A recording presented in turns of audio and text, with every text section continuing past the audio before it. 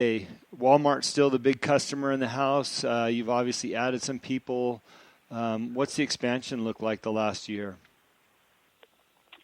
So last year, so we still do. We're not in Walmart nationwide in store all the time. We still do just in and out promotions, which is great. It's a good bump. It's great exposure. It gives us another opportunity to show them that we can handle the logistics side of it and the operational side of it. So that's been huge. We've actually been focusing more back into the trucking because that's our number one customer. And so we about a year and a half, 2 years ago, we started really focusing back in because we're number one retail trucking, but then there's a whole other side of the trucking world, which is, service and fleets and, that kind of stuff. And so we've just been focusing our efforts there, and it's been growing our business. And it's been really tremendous. That's wonderful. So, looking back at the success of your business, an idea that you caught driving down the highway late at night because a bug hit your windshield, pretty amazing, actually, if you think about it. Any pointers for people that are having their own random thoughts of, gosh, this could be a business, or maybe I should give it a shot? Do you have any pointers or things to tell those people? Yeah, I would say, if it excites you, I think a lot of people want to think of something, like they want to develop a product and they want to think of something, and I think that's really hard to do. If you have the time and the money to do it, great. But I think you just need to find a need and fill it, or, something in your own life that bothers you and that you would want to improve on, then that's kind of where I would start, if you're looking for that type of a product-based company. But then it's just, putting your action. You got to start walking forward and taking little steps.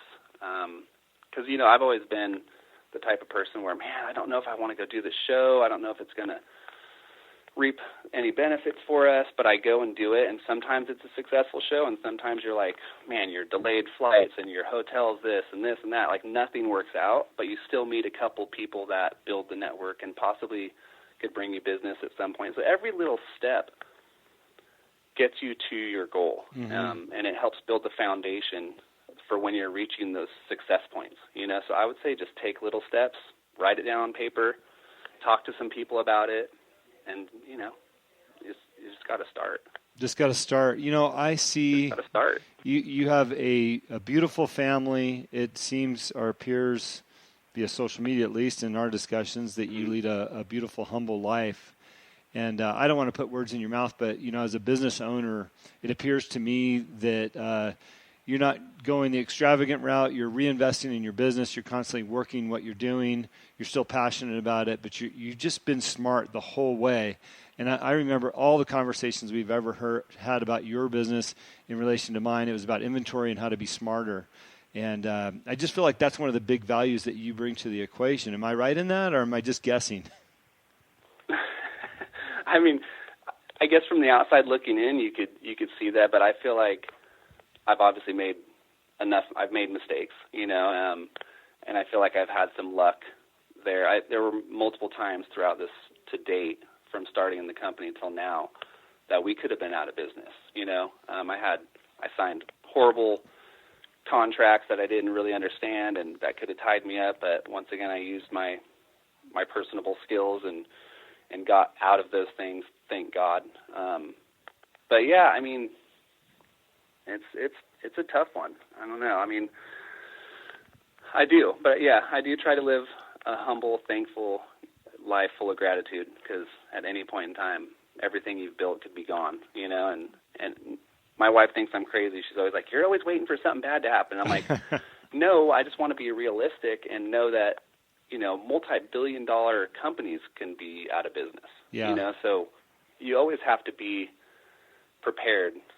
Don't live a life of fear, enjoy what you're building and enjoy your life. But, things happen.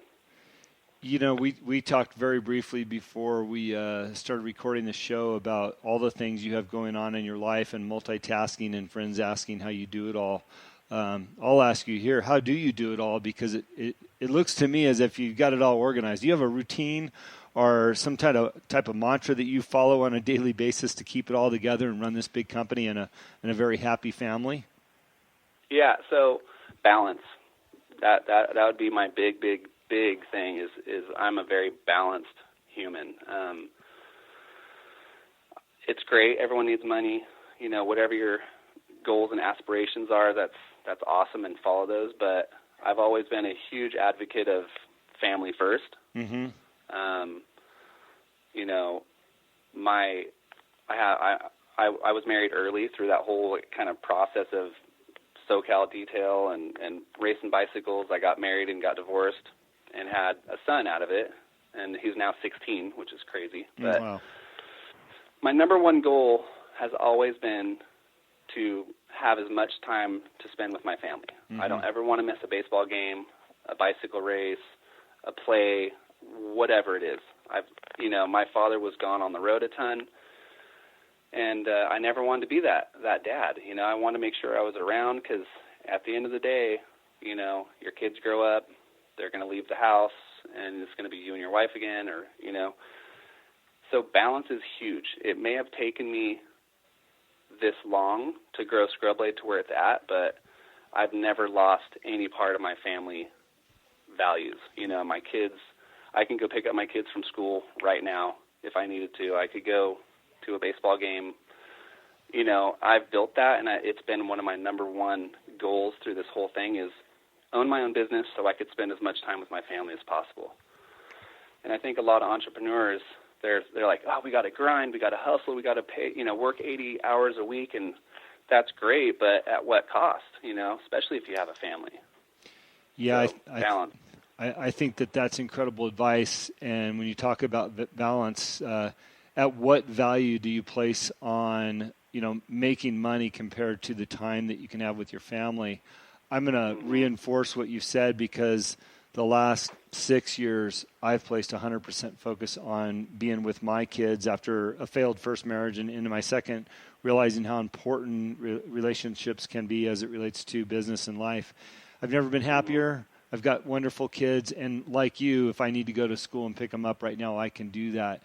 And I would encourage all the entrepreneurs or aspiring entrepreneurs to live that type of life. Know that the money will follow, the happiness will follow, if you can have that balance and have a focus on family. So those are wonderful words spoken. I really appreciate you taking the time to tell us your story on the show today.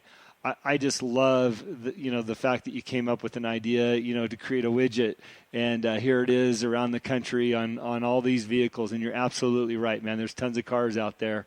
Why not fill a need? And that's exactly what you guys did. Yeah. Where can people find your product at right now if after they hear the show they need to go get a pair of Scrub Blades?